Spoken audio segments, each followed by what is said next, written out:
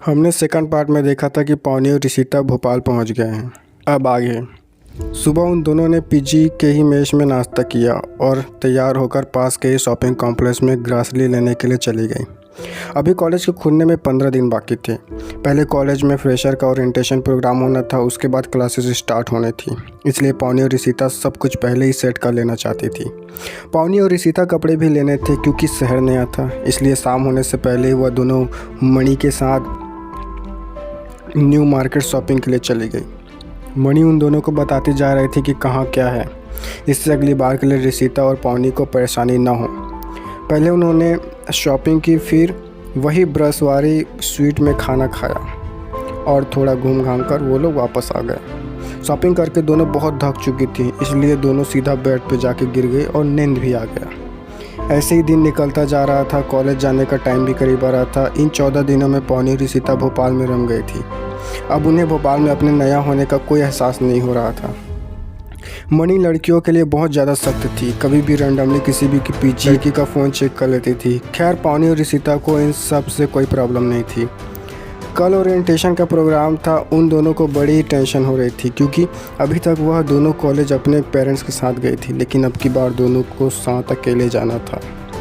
मणि aunty ने उन दोनों को पहले से ही समझा दिया था कि ज़्यादा फैशन क्वीन बन के मत जाना, किसी भी अनजान से खुद बात मत करना, दोनों साथ में रहना, अकेले कभी मत जाना, कोई कुछ खरीदे तो बिल्कुल मत पीना, लड़कों से तो दूर ही रहना, अगर कुछ प्रॉब्लम हो तो मुझे कॉल करना, ज़्यादा किसी से जान पहचान मत बढ़ाना, बिना बात किसी के सामने या किसी पर हंसना मत।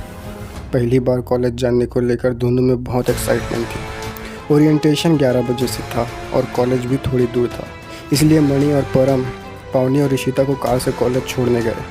कॉलेज पहुंचकर मणि और परम ने सबसे पहले पौनी और ऋषिता को कैंपस के मेन गेट के सिक्योरिटी गार्ड से मिलवाया और उनको अपना नंबर देकर कहा कि दोनों बच्चों का ध्यान रखना, कोई भी प्रॉब्लम हो तो मुझे फ़ोन करना। मेन गेट के सिक्योरिटी गार्ड ने उन दोनों के नाम पूछकर परम को ध्यान रखने का आश्वासन दिया। क्योंकि परम एक प्रोफेसर थे, उनका पौनी और ऋषिता के कॉलेज में मीटिंग के लिए आना जाना लगा रहता था, इसलिए गार्ड्स उन्हें अच्छे से जानते थे। परम अंकल और मणि आंटी दोनों को कॉलेज के सेंट्रल ऑडिटोरियम में छोड़कर वापस चले गए। अंदर पहुंचकर दोनों को ही बहुत अकेला फील हो रहा था क्योंकि सब स्टूडेंट के पेरेंट्स आए हुए थे, ऋषिता और पौनी को छोड़कर। पौनी ऋषिता जैसे ही ऑडिटोरियम में एंटर हुए, उन दोनों के अलावा सभी बच्चों के पेरेंट्स वहां बैठे हुए थे। खैर, ओरिएंटेशन शुरू हो चुका था और वहां दोनों ही बहुत बोर हो रहे थे। तभी एक लड़की उन दोनों के पास आकर कही, हाय, आई एम यशी राजा परमार। अकेली क्यों बैठी हो? तुम दोनों के पेरेंट्स नहीं आए क्या? दोनों ने भी यशी को हल्ला किया, नहीं, हम दोनों के पेरेंट्स पहले आ चुके हैं। मेरे पेरेंट्स अभी आउट ऑफ टाउन हैं। वैसे तुम दोनों अपने नाम तो बताओ। मैं ऋषिता भार्गव और ये है मेरी कज़न पौनी पौराणिक। अच्छा, तुम लोग कहाँ से हो? हम दोनों ही छतरपुर से हैं, पौनी ने कहा। मैं तो लोकलाइट्स ही हूँ, बट फैमिली छतरपुर से बिलोंग करती है। सुन बहन, ये तेरी नोज़ पर क्या लगा है? कहाँ? अरे बीच में। अरे वो तिल है हमारा, तुम्हें कंफ्यूजन हो गई होगी मे बी। मैं मजाक कर रही थी, but you both sister are so beautiful.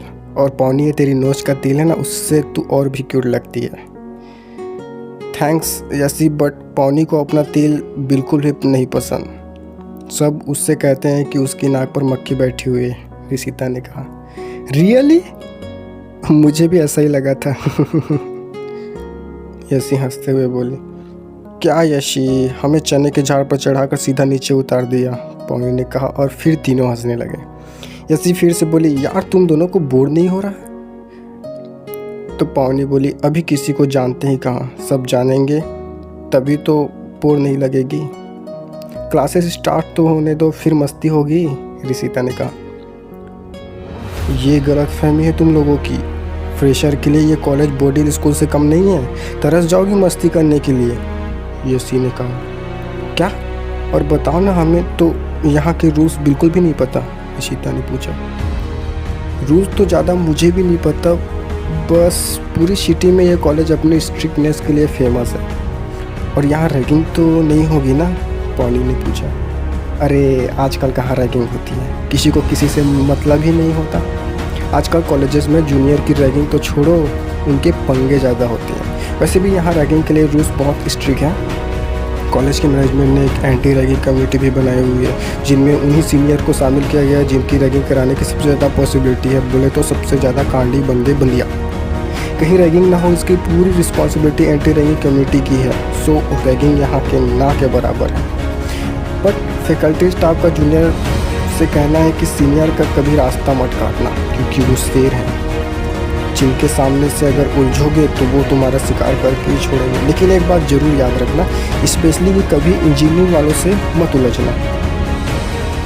Rishita ने पूछा, उन्हें डिपार्टमेंट और बिल्डिंग भी सेपरेट है, फिर ऐसा क्यों? क्योंकि कॉलेज में इंजीनियरिंग वाले की चलती है, वो जहाँ चाहे घूमते रहते हैं। सिविल, मैकेनिकल और केमिकल ब्रांचेस वाले लड़कों को पढ़ाई तो करनी नहीं होती। सिविल में तो फिर भी लड़कियाँ होती है, लेकिन बाकी के 2 ब्रांचेस में तो लड़कियां ना के बराबर होती है, इसलिए उनका क्लासेस में मन नहीं लगता, हर जगह कांड करते फिरते रहते हैं। बाकी पंगों से तो इंजीनियर का पुराना नाता है। तुम्हें कैसे पता इतना कुछ? पानी ने पूछा।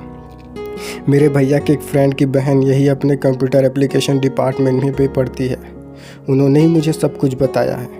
और हाँ, एक सबसे ज़रूरी बात, इंजीनियर के सिविल ब्रांच के जो सुपर सीनियर हैं ना, शशि अभी कह रही थी कि पौनी को मणि आंटी का कॉल आ गया। वह गेट पर पौनी और रिशिता को लेने के लिए खड़ी थी। पौनी बोली, सॉरी यशी, हम लोगों को जाना होगा, आंटी लेने के लिए आई है, तो क्लास में मिलते हैं, बाय। यशी ने भी कहा, ओके देन बाय। रिशिता ने भी बाय किया। कॉलेज से लौटकर मणि की दोनों से पूछताछ शुरू हो गई थी। कॉलेज के में दोनों को ही बिल्कुल बोर लग रहा था। परसों से उन दोनों की फर्स्ट सेमेस्टर की क्लास स्टार्ट होनी थी, इसलिए दोनों उसी की तैयारी में लगी हुई थी। पीजी की कुछ लड़कियों से पूछने पर उन्होंने यह बताया कि कॉलेज में पहले दिन कोई पढ़ाई नहीं होती, सब स्टूडेंट एक दूसरे से जान पहचान करते हैं, जमकर मस्ती होती है। पौनी रिशिता ने भी यही सोचा था कि फ़िलहाल मस्ती ही करेंगे। अभी 2 दिन बाद आज सुबह रिशिता और पौनी स्टॉप पर खड़ी थी, क्योंकि मणि आंटी ने स्कूटी से कॉलेज जाने के लिए मना किया था। कुछ ही देर में वह कॉलेज की बस में बैठकर कॉलेज के लिए निकल गई। कॉलेज की बस में फ्रेशर के साथ कुछ टीचर भी बस में कॉलेज जाते थे, सो बस में वो लोग से फील कर रहे थे। फ्रेशर का फिलहाल 1 साल तक सीनियर से सामना नहीं होना था। फर्स्ट ईयर की क्लासेस 9 से 3 तथा बाकी सीनियर की क्लासेस 10:30 से 4:30 तक होती थी, जिससे सीनियर और फ्रेशर के बीच रैगिंग का कोई मसला ही ना बने। बिना आईडी कार्ड के कॉलेज में तो क्या बसेस में भी कोई नहीं बैठ सकता था। यहाँ तक कि कॉलेज के मेन गेट के अंदर बिना आईडी प्रूफ और बिना कारण के कोई भी कार, बाइक या पर्सन आना अलाउ नहीं था। कॉलेज कैंपस के मेन गेट के अंदर सिर्फ कॉलेज के स्टूडेंट, फैकल्टी, स्टाफ और हॉस्टल के कर्मचारी उनके वाहन और बस एंटर कर सकती थी। स्टूडेंट के भी कार्स, बाइक्स वगैरह कैंपस के में अलाउ ही नहीं था, इसलिए वो लोग अपना स्टाइल भी नहीं बता पाते थे। बसेस का भी एक रूल था कि आप कैंपस के मेन गेट के बाहर बस में नहीं बैठ सकते, आपको कैंपस के अंदर ही बस में बैठने को मिलेगा। और अगर आप कैंपस के बाहर बस से उतर गए तो वापस बस में नहीं बैठने देंगे। सीनियर फ्रेशर की बसेस में नहीं बैठ सकते थे। अगर ऐसा हुआ तो शिकायत सीधा ऊपर यानी डीन के पास जाती थी, और अगर डीन के फंदे में कोई फंस गया तो वो अधमरा होके ही दम लेता या लेती थी। अब डीन लड़कियों को क्यों मारता था, ये बात सबके लिए अचंभित बात थी। जो भी हो, बट अब वहाँ जाकर ही पता चलना था। इतनी बात पौनी और रिशिता को एक लड़की ने बस में ही सुना दी थी।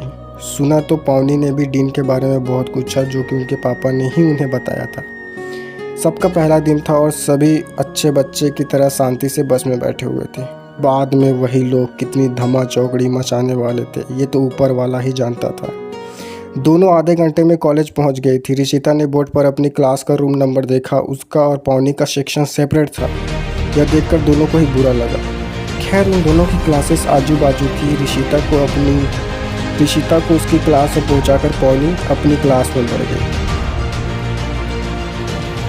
तो आगे क्या होता है पौनी के साथ, तो ये जानने के लिए बने रहिए हमारे चैनल पर और वीडियो को लाइक सब्सक्राइब कर दीजिए।